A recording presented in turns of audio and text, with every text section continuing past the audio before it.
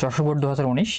এখানে প্রশ্ন বলতেছে একটা 30 ডিগ্রি ঢালু পথ বেয়ে একটা 50 কেজি ব্লক নিচে পড়তেছে, আর এই এডি বরাবর 2 নিউটন ঘর্ষণ বল বস্তু পড়া বিপরীত দিকে কাজ করতেছে। তো এখন আমাদের গ নাম্বার প্রশ্ন হলো যে গতীয় ঘর্ষণ বল দ্বারা কৃত কাজের মান নির্ণয় করো। তো এখানে কৃত কাজের মান কেমন হবে? W equal to F S.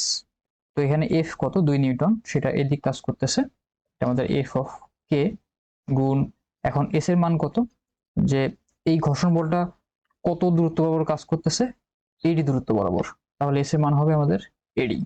আর এখানে ঘর্ষণ বল কাজ করতেছে এই দিকে, আর আমাদের বস্তু পড়তেছে, বস্তু সরণ করতেছে এই দিকে, তাহলে এদেরকার মধ্যকার দূরত্ব কেমন? যে ঘর্ষণ বল কাজ করতেছে একদিকে আর বস্তুর সরণ হচ্ছে তার বিপরীত দিকে, অর্থাৎ এদের মধ্যকার দূরত্ব 180 ডিগ্রি। আমরা যেটা করতে পারি, যেহেতু বলের সাথে কোনো 180 ডিগ্রি জানি, তাহলে আমরা এখানে এফ এস কস থিটা দিয়ে মানটা বের করতে পারি। তাহলে এখানে আসবে কস থিটা মান 180, এফ এর মান 2 নিউটন। এখন এডির মান কত? এখানে এডি অতিভুজ আর ডি লম্ব আর থিটা 30 ডিগ্রি, তাহলে লম্বের সাথে অতিভুজের সম্পর্ক সাইন থিটা ইকুয়াল টু লম্ব বাই অতিভুজ ডি বাই এডি। এখানে ডি এর মান দেওয়া আছে 6 মিটার, তাহলে এখান থেকে আমরা এডির মান বের করতে পারবো যে এডি ইজ ইকুয়াল টু ডি এর মান 6 ভাগ সাইন, এখান থেকে মান 30 ডিগ্রি ইকুয়াল টু 12 মিটার। তাহলে এই মানটা বসাই দিই 12 গুণ কস 180 ডিগ্রি ইকুয়াল টু তার মান আসবে -24 জুল। এটা ঘর্ষণ বল দ্বারা কাজ হওয়ার কারণে আমাদের অ্যান্সারে মাইনাস আসতেছে। তো এটা আমাদের অ্যান্সার। আমরা এখন নেক্সট ঘ নাম্বার করব। ঘ নম্বরে বলতেছে যে বলকটা যে নিচের দিকে পড়তেছে, তো এখন এই পড়ার সময় সি পয়েন্টে আর বি পয়েন্টে তাদের যান্ত্রিক শক্তি নির্দেশতা প্রতিফলিত হয়েছে কিনা সেটা আমাদের ব্যাখ্যা করতে হবে। তো নর্মালি যান্ত্রিক শক্তি নির্দেশতা ব্যাখ্যা করার জন্য আমরা অ্যাটলিস্ট 3টা পয়েন্ট নিয়ে ম্যাথগুলো করা ভালো, যে হাইয়েস্ট পয়েন্ট আর অন্য যে কোনো 2টা পয়েন্ট। এখানে সে বি আর সি দেওয়া আছে, যদি ঘ নম্বর 4 মার্কের তাহলে আমরা মার্ক একটু বেশি পাই। তো আমরা যেটা করবো, সর্বপ্রথমে এই ডি পয়েন্টে বের করবো, তারপর সি পয়েন্টে বের করবো, তারপরে বি পয়েন্টে বের করবো। তো সর্বপ্রথমে আমরা এই ডি পয়েন্টে বের করি। ডি পয়েন্টে মোট শক্তি আমরা বলতে পারি বিভব শক্তি ইপি যোগ গতিশক্তি ইকে। তো এই ডি পয়েন্টে তার বিভব শক্তি কত? এমজিএইচ এমজি, আর আমাদের এইচ এর মান কত? এইচ এর মান হলো ডিই প্লাস, যেহেতু এটা ইনিশিয়াল অবস্থা, সর্বপ্রথমে আমাদের আদি বেগ ছিল 0, অর্থাৎ তাহলে এই পয়েন্টে আমাদের বেগের মান 0 হওয়ার কারণে গতিশক্তি হবে 0। এখন মান বসাই দিই, এম এর মান 50 কেজি দেওয়া আছে, 50 গুণ 9.8 গুণ ডি এর মান কত? ডি এর মান 6 ইকুয়াল টু 2940 জুল। এইটা আমাদের ডি পয়েন্টে। এখন আমরা নেক্সট দেখব যে সি পয়েন্টে তার মোট শক্তি কত। সেই বিন্দুতে মোট শক্তির ক্ষেত্রে আমাদের এখানে একটু ঝামেলা আছে, কারণ আমাদের এখানে কি ঘর্ষণ বল দেওয়া আছে, অর্থাৎ এই তলে ঘর্ষণ আছে, এটা এই তলে ঘর্ষণবিহীন নয়।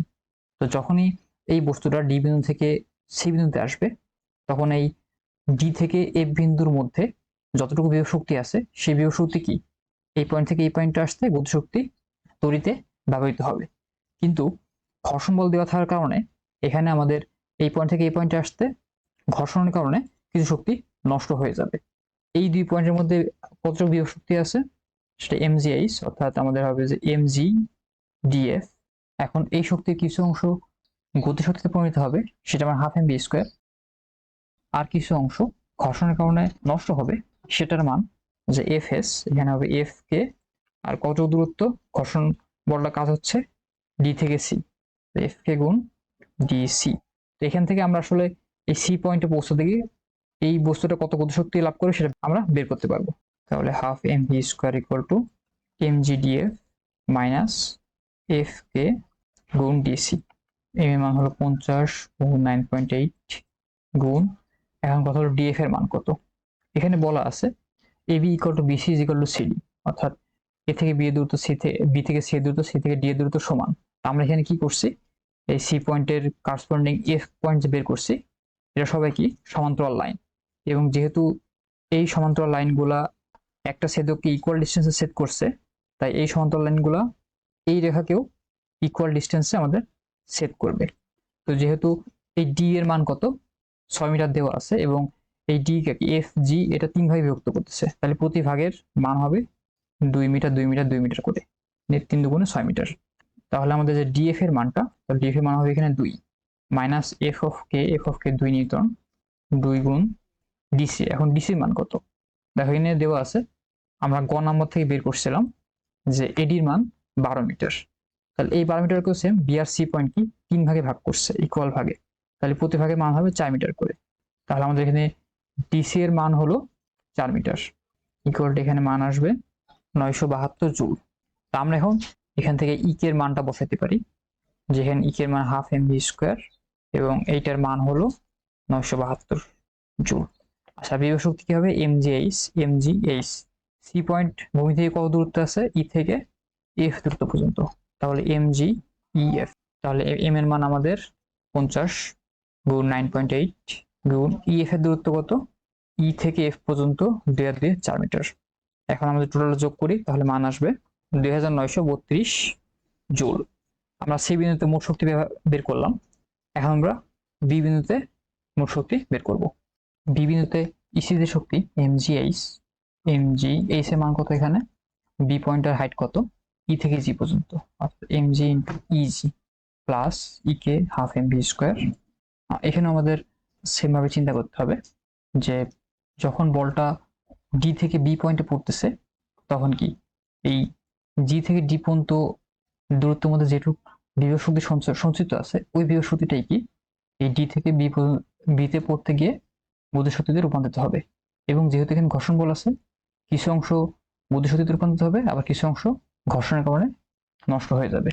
তাহলে জি থেকে ডি পর্যন্ত মধ্যকার শক্তি এমজি ইন্টু জিডি, এই শক্তিটা কিছু অংশ ব্যয় হবে বেগ তৈরি করতে গিয়ে হাফ এমভি স্কোয়ার, আর কিছু শক্তি ঘর্ষণের কারণে নষ্ট হবে। তো সেই শক্তির মান কত, এফ কে ইন্টু, এখন এস এর মান কত, এই ঘর্ষণ বল কত দূরত্ব কাজ করবে ডি থেকে বি পর্যন্ত অর্থাৎ ডিবি। তাহলে এখান থেকে আমরা গতিশক্তি বের করতে পারবো half MV square equal to MG GD minus F কে ইন্টু ডিবি। এম এর মান 50 গুণ 9.8, জিডি এর মান কত, জি থেকে ডি দূরত্ব 2.4 minus F of K 2 Newton, 2 গুণ ডিবি এর মান কত, ডি থেকে বি দূরত্ব অর্থাৎ 8 মিটার ইকুয়াল টু 1944 জুল। এটা আমরা গতিশক্তি।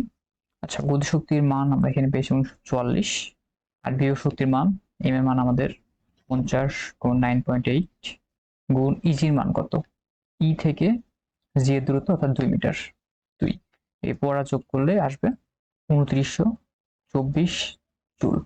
এখন আমরা যদি এই 3 পয়েন্টের মোট শক্তি হিসাব করি যে ডি সি আর বি, ডিতে ছিল 1940, সি থেকে একটু কমে গেছে 2932, আর বি থেকে আরো কমে গেছে 2924, অর্থাৎ এদের যে যান্ত্রিক শক্তি বিভব শক্তি যোগ গতি শক্তির যোগফল সমান না, যে EB is not equal to EC is not is equal to ED. আর আমরা এর সাথে অ্যাড করতে পারি ঘর্ষণের কারণে শক্তি নষ্ট হয়ে যাওয়ার কারণে এখানে যান্ত্রিক শক্তি নিত্যতা প্রতিফলিত হয়নি। এটা আমাদের অ্যান্সার।